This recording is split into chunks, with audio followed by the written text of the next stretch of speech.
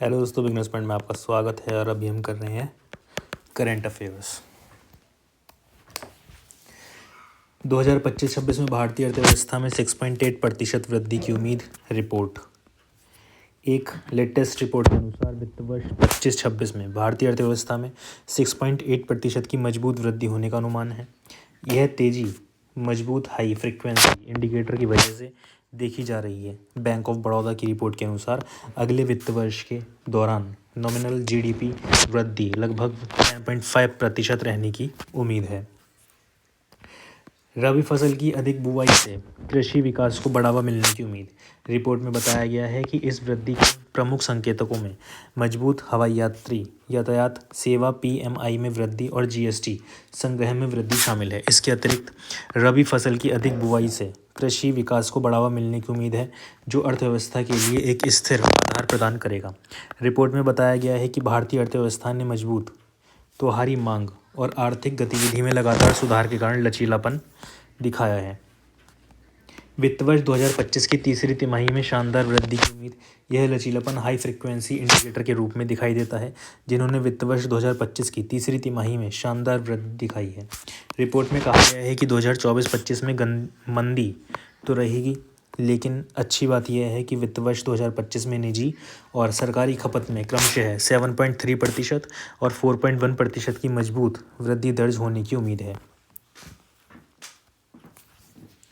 उत्तराखंड जनवरी में लागू होगी समान नागरिक संहिता।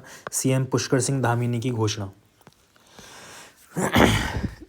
उत्तराखंड के मुख्यमंत्री पुष्कर सिंह धामी ने आज गुरुवार को बरेली में आयोजित 29वें उत्तरायणी मेले के दौरान घोषणा की कि राज्य में इस महीने समान नागरिक संहिता यूनिफॉर्म सिविल कोड लागू की जाएगी। उन्होंने बाबा साहेब डॉक्टर भीमराव अंबेडकर का जिक्र करते हुए कहा कि संविधान निर्माण के दौरान ही समान नागरिक संहिता का प्रावधान रखा गया था। मुख्यमंत्री धामी ने कहा, जब बाबा साहेब डॉक्टर भीमराव अंबेडकर ने संविधान में अनुच्छेद 44 जोड़ा, तब उन्हें प्रावधान किया था कि समान नागरिक संहिता सभी राज्यों और देशों में लागू हो। इससे पहले मुख्यमंत्री धामी ने देहरादून स्थित अपने कैंप कार्यालय से राष्ट्रीय युवा महोत्सव 2025 के लिए उत्तराखंड की टीम को हरी झंडी दिखाकर रवाना किया। यह टीम नई दिल्ली में आयोजित युवा महोत्सव में राज्य का प्रतिनिधित्व करेगी। मुख्यमंत्री ने सभी प्रतिभागियों को शुभकामनाएं देते हुए कहा कि वे अपनी पूरी क्षमता से प्रदर्शन करें। केंद्रीय मंत्री गडकरी ने मध्य प्रदेश में किया देश की पहली हाइड्रोजन सीएनजी वाहन का अनावरण। केंद्रीय सड़क परिवहन और राजमार्ग मंत्री नितिन गडकरी ने गुरुवार को मध्य प्रदेश के प्रवास के दौरान जिले में स्थित औद्योगिक नगरी पीतमपुर में देश की पहली हाइड्रोजन सीएनजी बाजा व्हीकल का अनावरण किया। केंद्रीय मंत्री गडकरी इंदौर पहुंचेंगे और वे वहां ब्रिलियंट कन्वेंशन सेंटर में इंदौर और आसपास के क्षेत्रों में चल रही नेशनल हाईवे परियोजनाओं की समीक्षा करेंगे। आने वाले दिनों में हमारे देश का किसान हमारा ईंधन दाता बनेगा। इस अवसर पर आयोजित एक कार्यक्रम में उन्होंने कहा कि हम लगातार इथेनॉल, बायोडीजल, सीएनजी, इलेक्ट्रॉनिक वाहन के उपयोग को बढ़ावा देने का काम कर रहे हैं। आने वाले दिनों में हमारे देश का किसान हमारा ईंधन दाता बनेगा। केंद्रीय मंत्री गडकरी ने कहा कि मेरे पास इनोवा कार है जो इथेनॉल और बिजली से चल रही है। यह 0% प्रदूषण करती है। भारत की सभी बड़ी कंपनियां भविष्य को ध्यान में रखते हुए पेट्रोल डीजल के अलावा अन्य पर लगातार काम कर रही हैं। सीएनजी से चलने वाली बाइक बाजार में उपलब्ध है जो ₹1 प्रति किलोमीटर में चल रही है। हम वायु प्रदूषण को कम करने के लिए लगातार काम कर रहे हैं। महिंद्रा एंड महिंद्रा ने अभी ट्रैक्टर भी बाजार में उतारा है जो सीएनजी से चल रहा है। गडकरी ने कहा कि पिछले 5 साल में 4,50,00,000 नौकरियां ऑटो इंडस्ट्री में मिल रही हैं। भारत में Mahindra and Mahindra auto industry में पहले नंबर पर चल रही है। उन्होंने कहा कि हम सबको मिलकर भारत को ऊर्जा आयात करने वाले देश से निर्यात करने वाला देश बनाना है। सेल ने महाकुंभ मेला 2025 में अस्थायी इंफ्रास्ट्रक्चर के लिए 45,000 टन स्टील की आपूर्ति की। भारत की सबसे बड़ी स्टील बनाने वाली सार्वजनिक क्षेत्र की company steel authority of India limited SAIL ने प्रयागराज में आयोजित होने वाली आगामी महाकुंभ मेला 2025 के लिए लगभग 45,000 टन स्टील की आपूर्ति की है। सेल द्वारा आपूर्ति किए जाने वाला स्टील महाकुंभ मेला 2025 के सुचारू और सफल आयोजन के लिए आवश्यक विभिन्न अस्थायी संरचनाओं के निर्माण में महत्वपूर्ण भूमिका निभाएगा। इस्पात मंत्रालय के एक बयान में कहा कि सेल ने महाकुंभ मेला 2025 के लिए लगभग 45,000 टन स्टील की आपूर्ति की है। आपूर्ति की गई स्टील की कुल मात्रा में chequered plate, hot strip mill plate, mild steel plate, angle और जॉइस्ट शामिल हैं। इससे पहले भी सेल ने 2013 के महाकुंभ मेले के दौरान स्टील की आपूर्ति की थी। सेल द्वारा आपूर्ति किए जाने वाला स्टील महाकुंभ मेला 2025 के सुचारू और सफल आयोजन के लिए आवश्यक विभिन्न अस्थायी संरचनाओं के निर्माण में महत्वपूर्ण भूमिका निभाएगा। इनमें पूटन पुल, मार्ग, अस्थायी स्टील पुल, सब स्टेशन और फ्लाईओवर शामिल हैं। महिला एवं बाल विकास मंत्रालय और राजस्थान सरकार 10 जनवरी को चिंतन शिविर का करेगा आयोजन।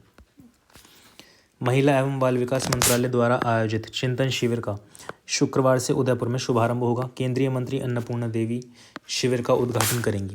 राजस्थान की मुख्यमंत्री भी कार्यक्रम में उपस्थित रहेंगी। शिविर में राज्यों और केंद्र शासित प्रदेशों के प्रतिनिधियों के साथ स्वतंत्र रूप से चर्चा होगी। महिला एवं बाल विकास मंत्रालय और राजस्थान सरकार इस महत्वपूर्ण कार्यक्रम की मेजबानी कर रहे हैं। महिला एवं बाल विकास मंत्रालय ने आज इसकी जानकारी दी है, जिसके अनुसार मंत्रालय 10 से 12 जनवरी तक राजस्थान के उदयपुर शहर में चिंतन शिविर का आयोजन कर रहा है। इस 3 दिवसीय कार्यक्रम में केंद्र सरकार और राज्य सरकारों के गणमान्य व्यक्ति और वरिष्ठ अधिकारी सहित प्रमुख हितधारक एक साथ एक मंच पर उपस्थित होंगे। इस दौरान देश भर में महिलाओं और बच्चों के समग्र विकास एवं कल्याण से जुड़ी चुनौतियों का सामना करने वाले विभिन्न मुद्दों पर चर्चा होगी, ताकि चुनौतियों से निपटने के लिए सर्वोत्तम संभव समाधान निकाला जा सके।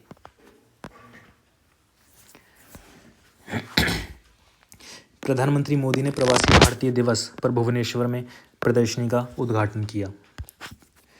प्रधानमंत्री नरेंद्र मोदी ने आज गुरुवार को ओडिशा के भुवनेश्वर में 18वें प्रवासी भारतीय दिवस समारोह के तहत एक प्रदर्शनी का उद्घाटन किया। इससे पहले पीएम मोदी ने भुवनेश्वर में प्रवासी भारतीय एक्सप्रेस नामक विशेष पर्यटक ट्रेन को हरी झंडी दिखाकर रवाना किया। यह ट्रेन विशेष रूप से भारतीय प्रवासी समुदाय के लिए समर्पित है। इस दौरान प्रधानमंत्री नरेंद्र मोदी ने अपने संबोधन में भारत की तेज प्रगति पर जोर दिया। उन्होंने कहा, 21वीं सदी का भारत अभूतपूर्व गति और पैमाने पर प्रगति कर रहा है।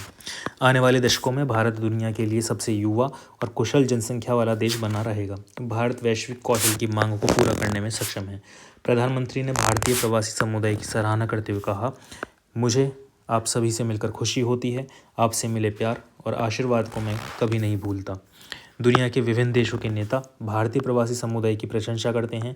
इसका बड़ा कारण आपके सामाजिक मूल्य हैं। उन्होंने यह भी कहा कि प्रवासी भारतीयों की सुरक्षा और कल्याण भारत सरकार की प्राथमिकता है। हम इसे अपनी जिम्मेदारी मानते हैं कि संकट के समय हम अपने प्रवासी नागरिकों की मदद करें, चाहे वे दुनिया के किसी भी कोने में हों। गृह मंत्रालय ने टीबी उन्मूलन अभियान के लिए राज्यों को लिखा पत्र। केंद्रीय गृह मंत्री MHA ने सभी राज्यों और केंद्र शासित प्रदेशों UT को टीबी उन्मूलन अभियान को लेकर पत्र लिखा है।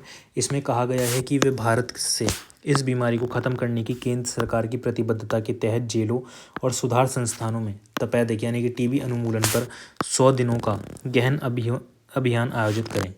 MHA ने सभी राज्यों और केंद्र शासित प्रदेशों के प्रधान सचिव गृह और जेल DGIG जेल को टीबी उन्मूलन पर 100 दिवसीय सघन अभियान आयोजित करने के लिए लिखे पत्र में कहा कि जैसा कि आप जानते हैं, टीबी जेलों में एक महत्वपूर्ण सार्वजनिक स्वास्थ्य चिंता का विषय है, क्योंकि जेलों में बंद सेटिंग और भीड़भाड़ वाले क्षेत्रों में टीबी संक्रमण के लिए प्रजनन स्थल बनने की संभावना है, जिससे कैदियों की आबादी में बीमारी का बोझ बढ़ जाता है और कैदियों की रिहाई के बाद और उनके अंगतों के साथ उनकी आपदिक बातचीत के दौरान सार्वजनिक स्वास्थ्य के लिए जोखिम पैदा होता है। अपर्याप्त जांच और जागरूकता की कमी को जेलों के अंदर टीबी को नियंत्रित करने में प्रमुख चुनौतियों के रूप में देखा जाता है। IMD 13 जनवरी को पहली बार आयोजित करेगा राष्ट्रीय मौसम विज्ञान ओलंपियाड। भारतीय मौसम विज्ञान विभाग IMD 15 जनवरी को अपनी स्थापना के 150 साल पूरे कर रहा है। इस खास अवसर को मानने के लिए IMD स्थापना दिवस पर देश भर में कई कार्यक्रम आयोजित करेगा। इस मौके पर IMD 13 जनवरी को अपना पहला राष्ट्रीय मौसम विज्ञान ओलंपियाड आयोजित करेगा। इसके अलावा 12 जनवरी को रन फॉर मौसम का आयोजन किया जाएगा, जिसका उद्देश्य जलवायु और पर्यावरण के प्रति जागरूकता बढ़ाना है। वहीं 14 से 15 जनवरी को दिल्ली के भारत मंडपम में विशेष समारोह आयोजित किए जाएंगे। आईएमडी के महानिदेशक डॉक्टर मृत्युंजय महापात्रा ने कहा कि पिछले 150 सालों में मौसम पूर्वानुमान और तकनीक में बड़ा सुधार हुआ है। 1999 के समय जब सुपर साइक्लोन आया था तब केवल 24 घंटे का पूर्वानुमान संभव था। आज आधुनिक रडार और तकनीकों की मदद से हम 5 से 7 दिनों पहले सटीक पूर्वानुमान दे सकते हैं। श्रीनगर सोनमार्ग मार्ग पर जेड मोड सुरंग की सौगात देंगे पीएम मोदी। 13 जनवरी को करेंगे उद्घाटन। जम्मू कश्मीर में एक के बाद विकास परियोजनाओं को शिलान्यास के बाद अब उद्घाटन होने लगा है। इसी क्रम में पीएम मोदी 13 जनवरी को जम्मू कश्मीर के दौरे पर रहेंगे। वह श्रीनगर सोनमार्ग मार्ग पर जेड मोड सुरंग का उद्घाटन करेंगे ताकि सोनमार्ग को सभी मौसमों में पर्यटन स्थल बनाया जा सके। आधिकारिक सूत्रों ने बताया कि जेड मोड सुरंग गगनगीर से सोनमार्ग तक सड़क को बाईपास करेगी, जिससे अंगतुक और स्थानीय लोग पूरे साल हिल स्टेशन का दौरा कर सकेंगे। वर्तमान में सड़क का गगनगीर सोनमार्ग खंड भारी बर्फबारी और हिमस्खलन के कारण अवरुद्ध हो जाता है। जेड मोड सुरंग जम्मू और कश्मीर के गांदरबल जिले में गगनगीर और सोनमार्ग के बीच 6.5 किलोमीटर लंबी 2 लेन वाली सड़क सुरंग है। माइक्रोसॉफ्ट ने इंडिया एआई मिशन के साथ मिलाया हाथ। 2026 तक 5 लाख लोगों को कौशल प्रशिक्षण। माइक्रोसॉफ्ट के चेयरमैन और सीईओ सत्या नाडेला ने आज बुधवार को देश में कई एआई समझौतों को लेकर घोषणा की कि जिसमें 5 लाख लोगों को कौशल प्रदान करने के लिए सरकार के भारत एआई मिशन के साथ समझौता भी शामिल है। डिजिटल इंडिया कॉरपोरेशन के प्रभाग इंडिया एआई के साथ इस समझौते का उद्देश्य देश भर में इनोवेशन को बढ़ावा देने, उत्पादकता बढ़ाने और इंक्लूसिव ग्रोथ को बढ़ावा देने के लिए एआई का लाभ उठाना है। इससे एमओयू के तहत माइक्रोसॉफ्ट और इंडिया एआई मिलकर 2025 तक छात्रों, शिक्षकों, डेवलपर्स, सरकारी अधिकारियों और महिला उद्यमियों सहित 5 लाख व्यक्तियों को कौशल प्रदान करेंगे। माइक्रोसॉफ्ट और इंडिया एआई इस साझेदारी के साथ ग्रामीण एआई इनोवेशन को प्रमोट करने के लिए एक एआई सेंटर फॉर एक्सीलेंस की भी स्थापना करेंगे, जिसे एआई कैटलिस्ट्स नाम दिया जाएगा। साथ ही 1 लाख एआई इनोवेटर्स और डेवलपर्स को हैकथॉन, कम्युनिटी बिल्डिंग सॉल्यूशन और एआई मार्केटप्लेस के जरिए सपोर्ट किया जाएगा। प्रधानमंत्री मोदी बुधवार को आंध्र प्रदेश में 2 लाख करोड़ से अधिक की परियोजनाओं का करेंगे शुभारंभ। प्रधानमंत्री नरेंद्र मोदी आज बुधवार को आंध्र प्रदेश में 2 लाख करोड़ से अधिक की परियोजनाओं का उद्घाटन और शिलान्यास करेंगे। प्रधानमंत्री इस दौरे के दौरान रोड शो करेंगे और एक सार्वजनिक सभा को संबोधित करेंगे। सभा में वे उत्तर आंध्र प्रदेश में विकास और बुनियादी ढांचे को बढ़ावा देने के लिए कई बड़ी परियोजनाओं की शुरुआत करेंगे। प्रधानमंत्री दोपहर 4:15 बजे आईएनएस डैगा पर पहुंचेंगे और वहां से सिरीपुरम क्रॉस रोड्स से एयू इंजीनियरिंग कॉलेज तक रोड शो करेंगे, जहां सार्वजनिक सभा आयोजित होगी। इस कार्यक्रम में मुख्यमंत्री एन चंद्रबाबू नायडू और उप मुख्यमंत्री पवन कल्याण, राज्यपाल एस अब्दुल नज़ीर, मुख्यमंत्री, उप मुख्यमंत्री, नागरिक उड्डयन मंत्री राम मोहन नायडू, केंद्रीय राज्य मंत्री भूपति राजू, श्रीनिवास वर्मा और अन्य राज्य नेता भी मंच साझा करेंगे। यह प्रधानमंत्री मोदी के दूसरे कार्यकाल में आंध्र प्रदेश की दूसरी यात्रा है। इससे पहले वे जून में मुख्यमंत्री चंद्रबाबू नायडू और उनके मंत्रियों के शपथ ग्रहण समारोह में विजयवाड़ा आए थे। राज्य सरकार ने इस दौरे के लिए व्यापक तैयारियां की थीं। अनुमान है कि रोड शो में लगभग 80,000 लोग और सार्वजनिक सभा में करीब 2 लाख लोग शामिल होंगे। रोड शो शाम 4:45 बजे शुरू होगा और सार्वजनिक सभा 5:30 बजे से 6:45 बजे तक चलेगी। इसके बाद प्रधानमंत्री 7:15 बजे विशाखापट्टनम से भुवनेश्वर के लिए रवाना होंगे।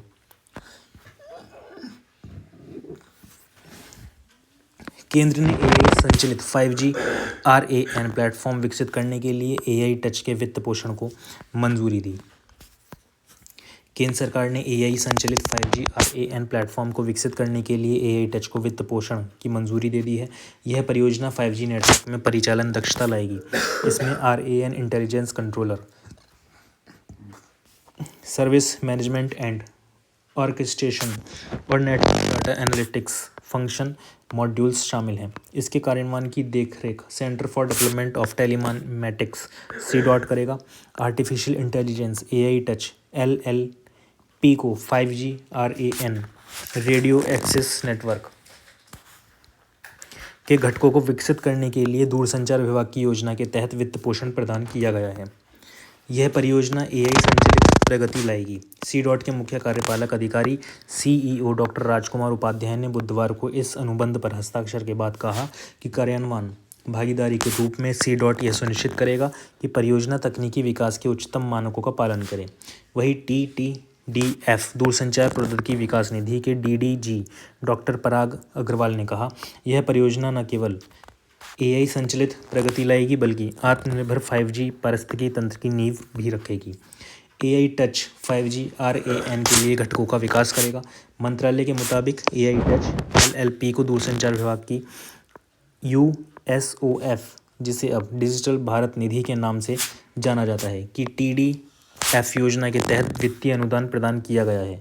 एआई टच 5G RAN के लिए घटकों का विकास करेगा, जिसमें RAN intelligent controller, service management and orchestration SMO और network data analytics function module शामिल हैं।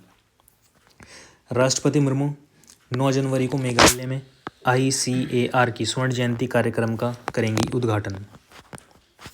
राष्ट्रपति द्रौपदी मुर्मू 9 जनवरी को मेघालय के री भोई जिले के अंतर्गत उमियाम स्थित भारतीय कृषि अनुसंधान परिषद के स्वर्ण जयंती कार्यक्रम का उद्घाटन करेंगी। राष्ट्रपति के साथ केंद्रीय कृषि मंत्री एवं किसान कल्याण तथा ग्रामीण विकास मंत्री शिवराज सिंह चौहान भी रहेंगे। इस अवसर पर मेघालय के राज्यपाल CH विजयशंकर और मुख्यमंत्री कॉनरैड के संगमा उपस्थित रहेंगे। इसकी जानकारी राज्य के मुख्य सचिव डोनाल्ड P. वोहांग ने दी है। उन्होंने बताया कि राष्ट्रपति मुर्मू उसी दिन किसान एक्सपो का उद्घाटन करेंगी। एक्सपो के दौरान राष्ट्रपति किसानों और स्वयं सहायता समूहों SHG के साथ बातचीत करेंगी।